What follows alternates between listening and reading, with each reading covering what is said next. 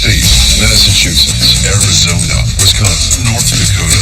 Just out of my creative mind draw it? Yeah, sure. That's roughly. Yeah, that is. That's a very good Kansas. Are you kidding me? It looks more like a tooth at the moment. This better not be a punk. There's no. If these lines look kind of messy, well, they are. Drawing our states hasn't always been easy. The truth is, we kind of made up the rules as we went along. The map could look very different. California could be its own country. Ohio might not even be a state at all. And Washington, D.C. could be in Missouri. Could you please put your forehead on the nation's capital? How did we create order out of chaos? With the vote. It's the history hidden in our map. How the states got their shapes. In this episode, use it or lose it. So who drew the map of the United States? Well, we did. Whether we're declaring our independence, picking a new president, or adding a new star to our flag, we shaped our history and our states through the simple act of voting. Case in point, California, my adopted home.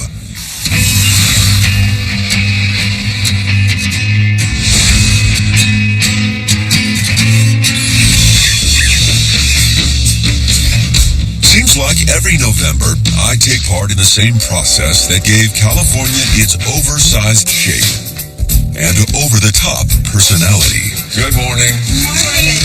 Don't let the casual attire fool you.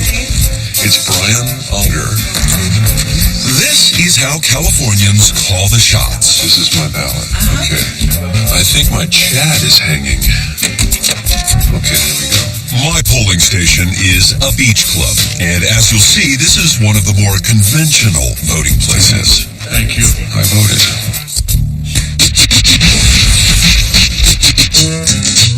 Los Angeles County is home to 9.8 million people. That's a bigger population than most states. And with that many voters, election officials here have to get pretty creative about the polling places. There are 4,770 polling stations in LA, including one at a skating rink,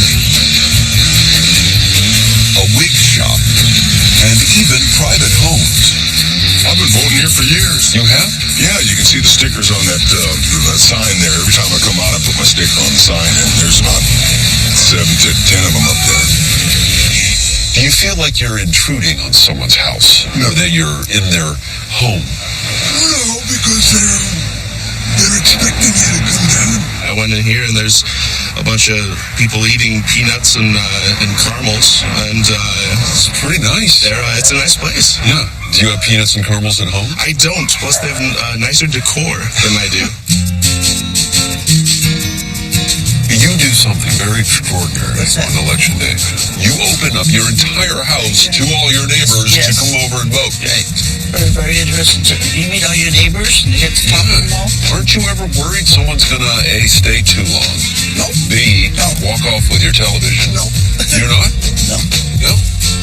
LA makes it so easy, it's hard to come up with an excuse for not voting. 20 minutes ago, I was sitting in my house in my underwear, and I voted. And I think that if I can do that, then that guy can vote too. And you've just assured a place in this series, by the way. Congratulations to me. Yeah, Max, you're definitely in this show. Californians do things their own way. They always have. Believe it or not, it's part of the shape of this state. It started with a rush, a gold rush, in 1848. California filled up with people far faster than anybody knew that it would because of the discovery of gold there. There were 100,000 people in California banging to be admitted to the Union. Californians joined the U.S., but only on their terms. They drew their own oversized borders and told Congress, take it or leave it. Why did Congress take it? There was tremendous fear that California, and with it probably all the land west Rocky Mountains may go off and become its own republic. So they said to California, okay, we'll accept your boundaries. Today, California is still a powerhouse. If it seceded, it would be the world's 8th largest economy. Which raises a key question. When it comes to all 50 states, does size matter? This is just kind of a random question. What state do you think holds the most power as a state in our union and uses that power? Massachusetts. This is where history is made. Just opinion. New York. Probably California. California or New York. Texas. Which state has the most political power? Well, it depends on how you look at the map. Remember, in the Senate, every state, no matter its size, has 2 senators, so they're all equal. But in the House of Representatives, it's very different. Here, representation changes based on population. So ever since 1972, California has had the biggest clout. But when populations shift, power does too. After the 2010 census, states that are growing, like Texas, are coming out winners, while others, like New York and Ohio, are losers. This shows how power, like the map itself, can change.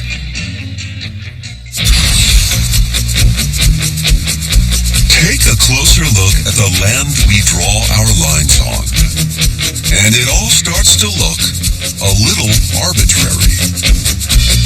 How does a state get its shape? We talked about California's strange shape, but every line is connected to a different era in our history. And they all say something big about who we were when they were drawn. It's a familiar story, easily seen in one line of one particular state, a place that's near and dear to my heart, Ohio. The heart of it all. The heart of the Midwest. Oh, heart of the beating heart of the country. Mm-hmm. Okay. Now, I live in California, but this is where I'm really from. This is the great state of Ohio.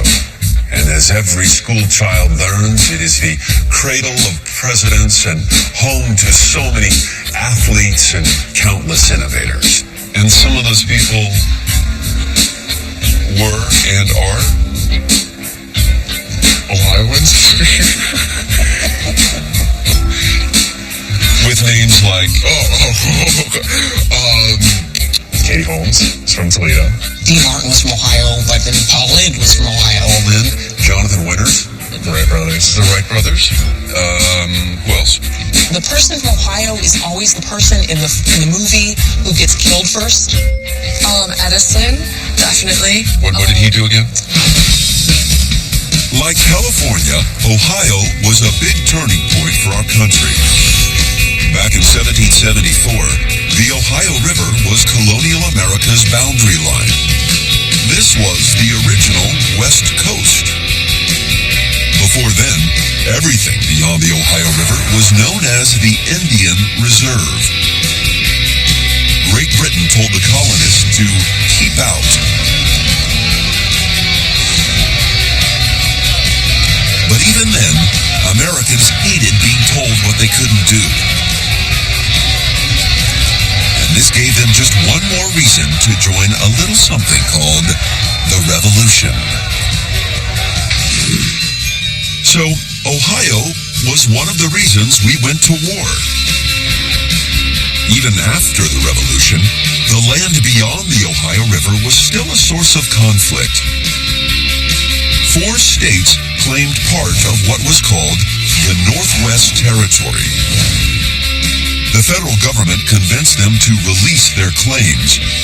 But here's where the Founding Fathers faced a critical question. How do you take a territory and draw a state from scratch? When you get to Ohio, it is the very first state carved out of the public land system of the United States. Ohio was kind of a guinea pig for the country.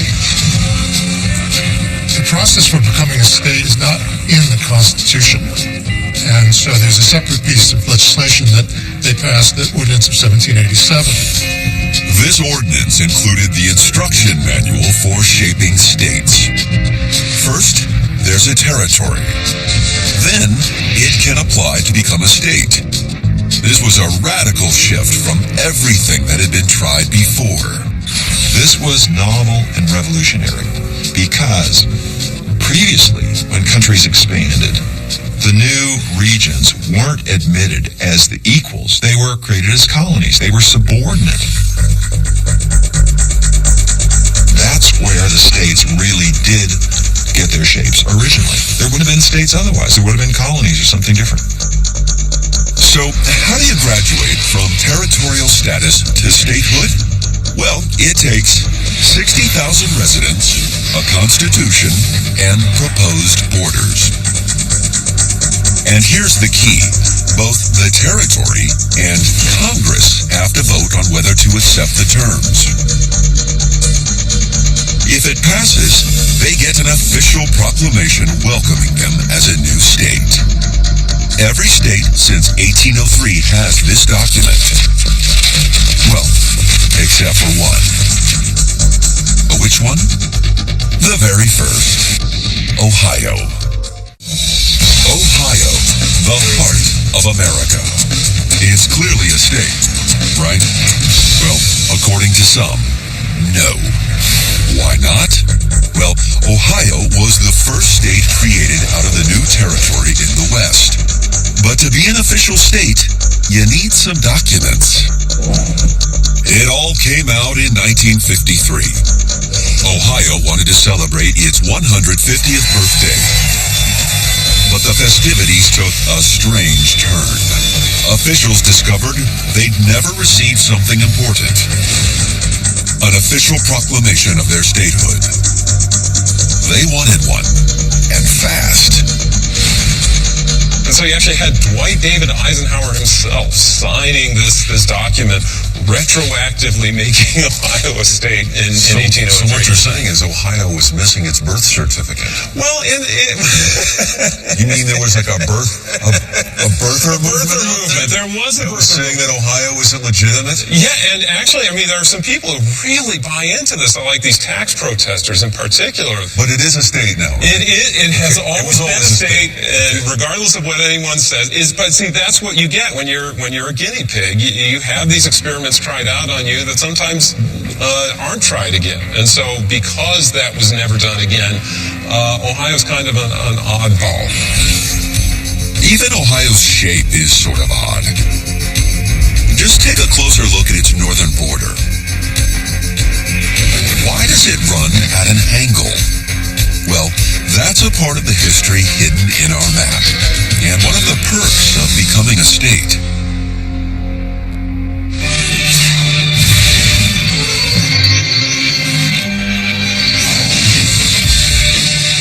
So, how did Ohio get its strange shape? The Ohio River forms its southern border.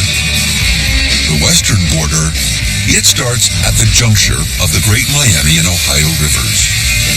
But why does the border with Michigan run at an angle? Because statehood has its privileges. The early 1800s, both Michigan and Ohio want the Port of Toledo. But Michigan is just a territory, while Ohio is a newly minted state. So this is interesting. You have Michiganders. Is that what I should call them? I prefer Michiganians, but... Michiganians who had already settled here, or were already settling here, in the process of settling here, and you have Ohioans who are basically saying, you're in our state. That's kind of the long and the short of it. The dispute turns ugly, with both sides exchanging shots in what became known as the Toledo War. When the the dust settled, no one had died, but there was a clear winner. Well, unquestionably, since Ohio was a state, it had fully functioning representation in the Senate and the House of Representatives. Michigan, as a territory, had none. So do you think that really was the deciding factor in the end, was really representation? Well, and the political muscle? It was the muscle that certainly swayed the day with members of Congress. It pays to be a state. You have a say in setting your boundaries, which shows in the shape of Ohio. There's another odd thing hidden in this shape. Check this out. Industrial cities cropped up along Lake Erie and the Three Rivers. Farms developed in the middle, and scattered settlements grew in the southern mountains. Sound familiar? Well, Ohio's diverse mix quickly became America in miniature. It grows phenomenally in a relatively short period of time. It's a backwater state in 1803, and by the 1830s, it has the third largest congressional delegation in the country. So, what did rapid growth get Ohio? Even more power. Ohio practically had a monopoly on the White House. From 1869 to 1923, 7 of 11 presidents were Ohio born. You're not going to name all 7 of them for me? Maybe later, I guess. Okay, later. Should we come back? Nope. And ask you again later? Nope. Okay. Grant? Was he from Ohio, I think? Then there's Hayes, then Garfield, then Benjamin Harrison, then... My history teacher would be so proud of me. William McKinley. Taft. That's right, and he got his stuck in a descent. bathtub. That's kind of a big moment for Ohio. I'm not familiar with that. He got stuck in a bathtub? Yeah. And then Harding. And what about the other Harding? There was another. Tanya Harding. Oh, is she from Ohio? No. So, with all these presidents, Ohio left its mark on the country, but it wasn't always a pretty one. 3 died in office. 2 had the most corrupt administrations, and 1 may have simply stolen the election. Rutherford B. Hayes. How did he pull this off? That goes back to the way we elect presidents. People cast their votes. The votes are added up in each state. And in most states, whoever wins the majority wins all the electoral votes.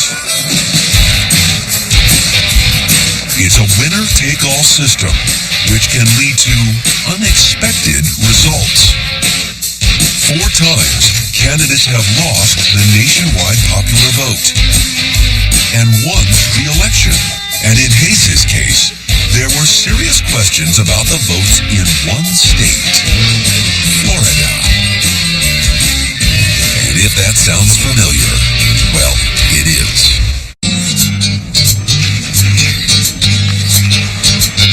Florida has long been famous for its sandy beaches, the sun, the surf, its orange groves. But in the 2000 presidential election, Florida became famous for something else. It became famous for its hanging chads.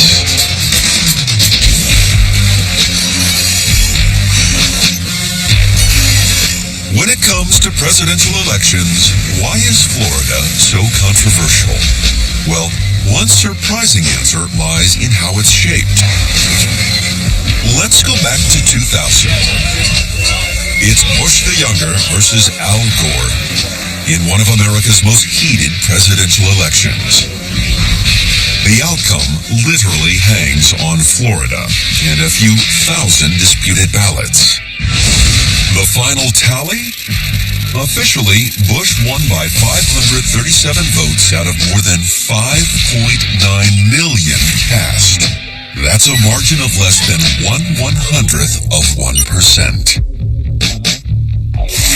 And so Bush won every one of Florida's 25 electoral votes and the election.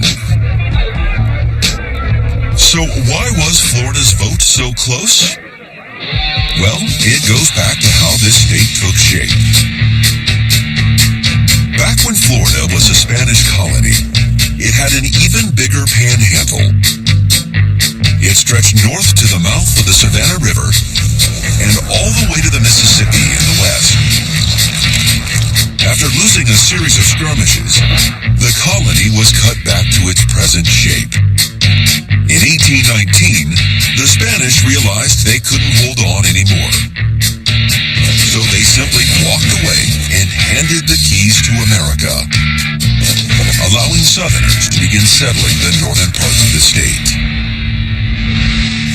Only later did people start to migrate into the southern, more semi-tropical parts of Florida, and it was a very different population that would go down there. So you've got northern Florida, which is southern in many ways, and southern Florida, which is northern in many ways.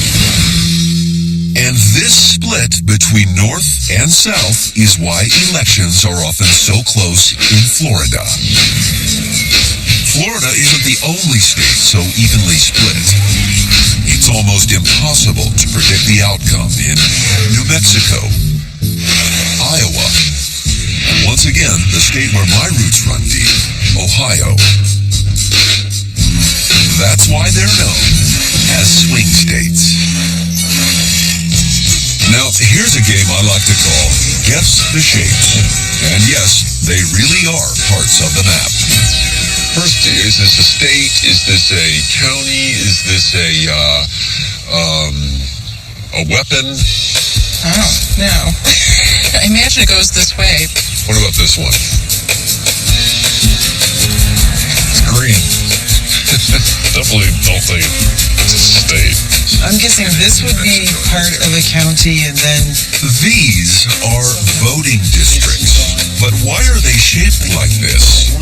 Well, I need a Secretary of State to explain a dirty secret called gerrymandering. Gerrymandering to me sounds like a crime, like racketeering. What is that name from? What does it mean? Well, there was a Governor Elbridge Gerry in Massachusetts who came up with a plan of drawing districts that looked so out of kilter that some of the districts looked like salamanders. This is what it looks like when the party in power gets to shape the map. It's still happening today, except it's happening in a more dangerous way because they didn't have computers to draw things with surgical precision like they do today. Because in the end, what you hear a lot of people say is, why should the politicians pick the voters when it's supposed to be the voters who pick the politicians? This is how bad it's gotten. Some gerrymandered shapes are so outlandish, they've earned nicknames. Illinois' earmuffs, Pennsylvania's surprise seahorse, and New York's Abraham Lincoln riding on a vacuum cleaner. Yeah, I kind of see that. And it's not just single districts. Gerrymandering carves up entire states. Like North Carolina. Check out the worm-like 12th district. It makes Elbridge Gerry's handiwork look amateurish in comparison. So, that's how a cobbled-together name, Gerry and Salamander, came to describe a political land grab. Look at the map again, and you see even more of the politics of geography. It's in places you probably had to memorize as a kid and might have forgotten. Now let's play a round of Guess the State Capital. The capital of New Mexico is what? Capital of New Mexico? Yeah. Albuquerque? Nope. Nope. Santa Fe. God, it is? Yeah, it is. Now, how about Kentucky? It's not Louisville or Lexington, but roughly halfway between them. It's Frankfort. How about Missouri? Nope, not St. Louis or Kansas City. But in the middle, in Jefferson City. Okay, last one. South Dakota. Well, smack dab in the center of the state, it's here. See a pattern? The location of state capitals has almost always been a matter of political negotiation. Occasionally, there is a city that just sort of screams out by virtue of longevity or something else, this is where the capital ought to be, Boston, Massachusetts. But most states, especially the ones that were created after the original 13, there was a conscious decision. The state is going to go, the capital is going to go here rather than there. Picking capitals is like playing politics. You're often safer going right for the middle. That's true in Ohio, too. Most of us know of Cincinnati and Cleveland, but Ohioans didn't want to play favorites, so they chose a spot right in the middle of the state, Columbus. But when you create a compromised city like Columbus, what do you get? Well, you get a city often that doesn't have a strong identity. How does a city like Columbus then spice up its image? Well, for starters, the city is in the process of picking a new slogan. Can you think of one? I would say not another cornfield. People tend to think of Ohio as just farms. Columbus, Ohio, because we can. Wow. Is that it? Wow. Columbus? Yeah. Wow. Wow, Columbus. Okay. Is that your bumper sticker? That would be my bumper sticker. Columbus Wow or Wow Columbus? Wow, Columbus. Wow. Maybe with an exclamation point to just emphasize. Okay. Wow. Wow? Well, what's changed since I was a kid? The biggest difference today, coming into Columbus, is that I can actually get the mayor on the phone and ask that he meet me at the library. I couldn't do that when I was a kid. The mayor never took my calls.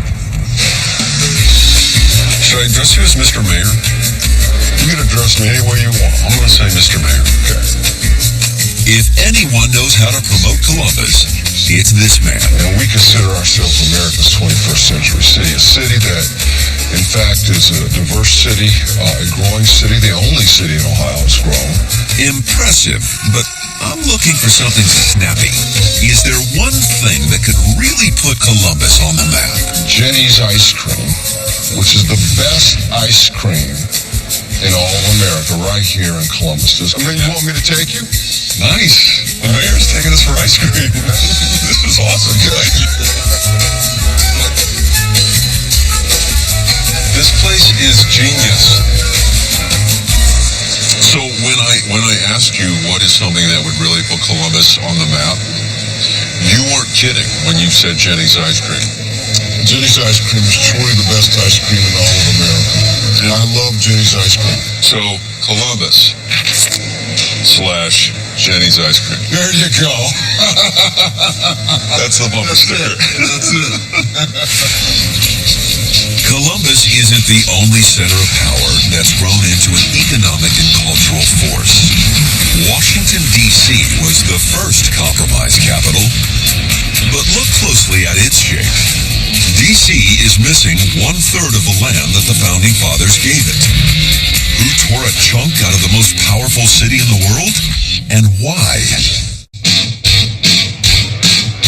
Look at the map, and you can see that many state capitals are the product of compromise, placed between two powerful cities or in the geographic center. What's the biggest compromised capital of them all? Well, it's a city that people just love to hate. Washington, D.C. Well, maybe it's the shape that people don't like. I mean, it is kind of strange. But it wasn't always this way. It started as a neat diamond. So, what happened?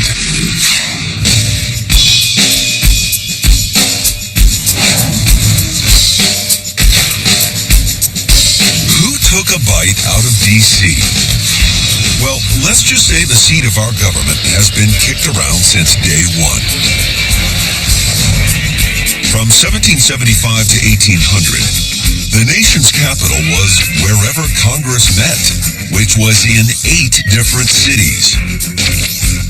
This worked okay until one time when Congress met in Philadelphia. 400 soldiers rioted trying to force Congress to cover back pay. The congressmen escaped, but learned a key lesson. If they were going to function free of outside pressure, they'd need their own city. But no one had ever created a city just for a federal government before. So how did America pick a capital? When Washington, D.C. was established, it was in the middle of the country. It was the middle between the northern states along the Atlantic Ocean and the southern states along the Atlantic Ocean. And those were the only states there were, so it was pretty much right in the middle. It made very good sense. It was a political compromise, but also it was a geographical compromise. Congress told George Washington to lay out a city 10 miles square, somewhere along the Potomac River. Washington spun the square on end to make a neat diamond that included the ports of Georgetown, Maryland, and Alexandria, Virginia.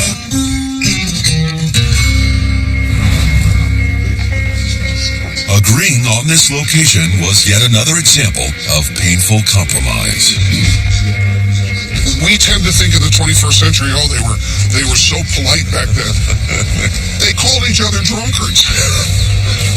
Politics was just as difficult a game to play in 1790 as it is in 1990 as it's going to be in 2090. D.C. might have once been in the middle of America, but countries grow and people move.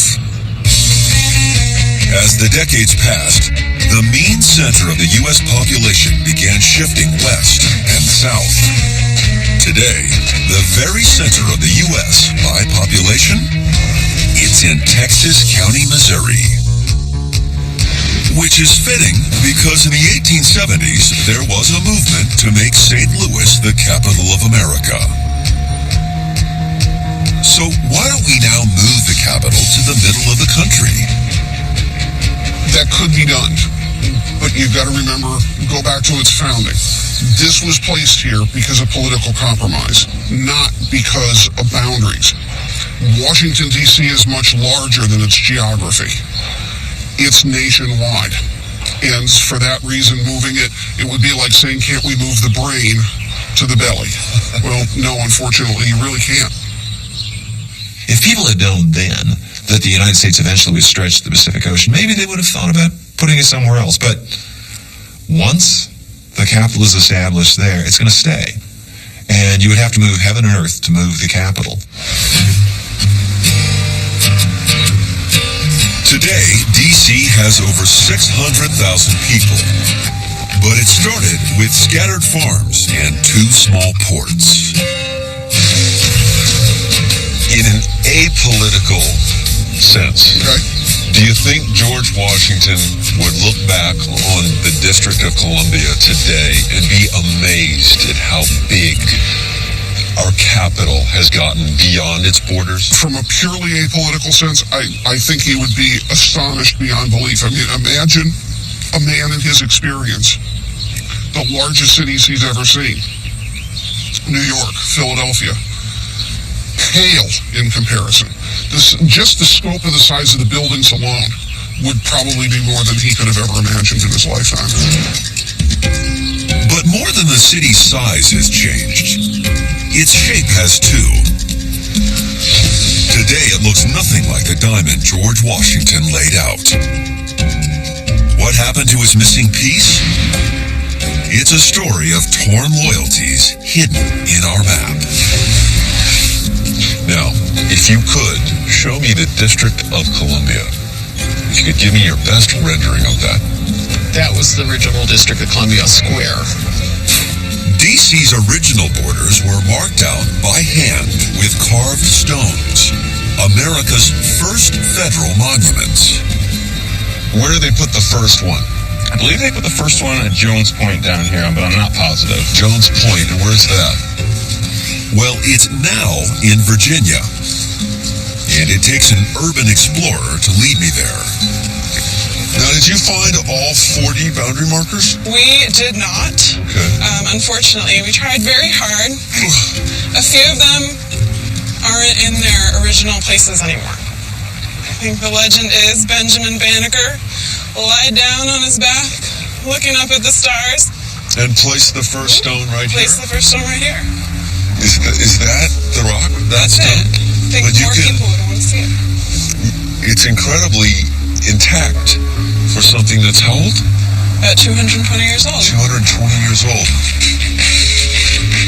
If I'm not mistaken, then what we're looking at right now is the oldest federal monument in the United States. I guess that would be it. First one, so. And now that we're here, I feel like you should kind of take a moment. A moment of silence. You want to take a moment? Okay. Do we close our eyes or just stare at it? I think we just stare at it. Okay. All right, let's go. So, why is DC's boundary marker now in Virginia?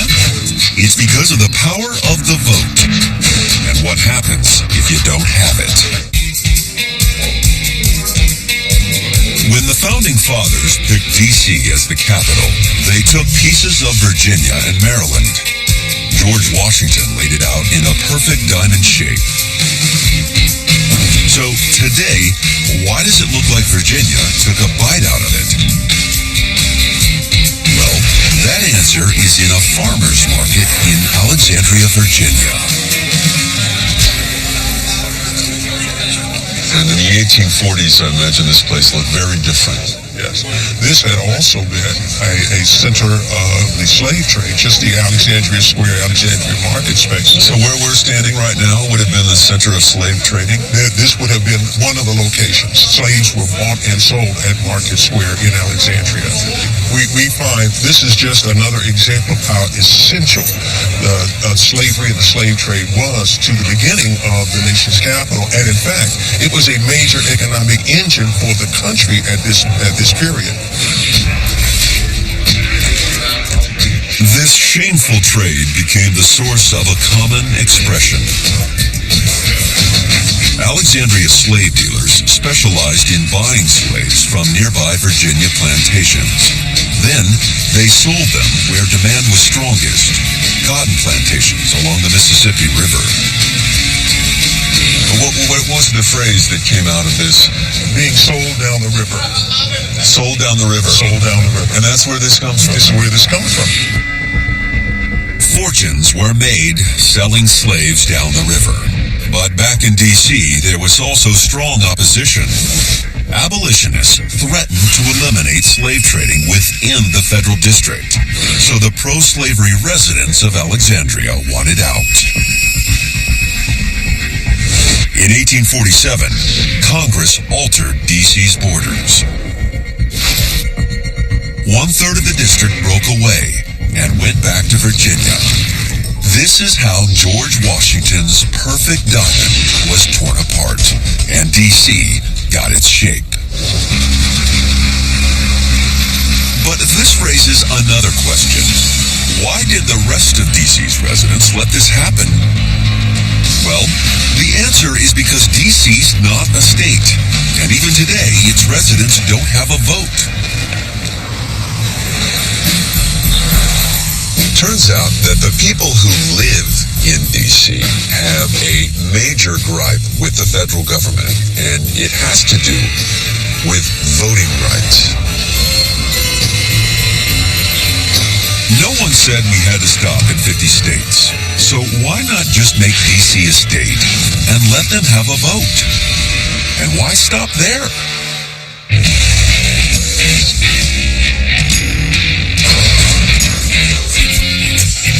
Imagine this scenario. We're going to add another state to the United States, and we're going to be 51 states. What state should we add? Puerto Rico.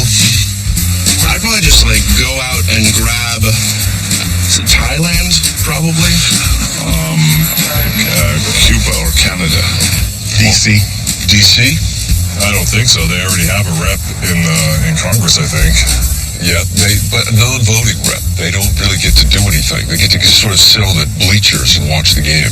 That's fine. You're okay with that? I'm fine with that. Okay. But it's not okay to many of the 600,000 people living in D.C. One group has found an unusual way to protest. It has started an Olympic team. A curling team, to be exact. Maybe this ploy will get them attention for their real goal. D.C. statehood. Well, I want D.C. to become the 51st state of the country. I want the 600,000 people who live in D.C. that have the same rights, the same privileges as other tax-paying Americans do. What makes D.C. a contender?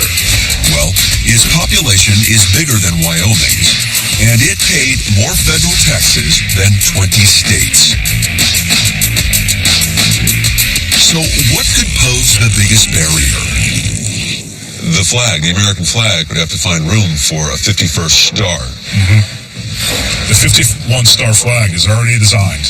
So the flag is ready, it's designed, it could roll it out tomorrow. Exactly. Except that everybody would have to take their flags they have now and go out and get new ones. It'd be a boon for the flag industry. And that's good for an economy. It is. So can we hang out a little bit and maybe you can teach me some curling technique? That'd be fun. Very good. I think I got it, right? I'm basically standing completely on that foot the whole time. Can you imagine being a little tipsy for this? Yeah. You're curling while under the influence? CUI? DC can dream of Olympic gold and maybe one day of becoming the 51st state. Because who knows, we're still drawing the map and stranger things have happened. Against all odds, we turned Open Frontier into Ohio. We got California to join the fold, and Florida became a land where north is south and south is north. It's not exactly pretty, and it hasn't always been easy, but the map contains hidden stories of how a nation can improvise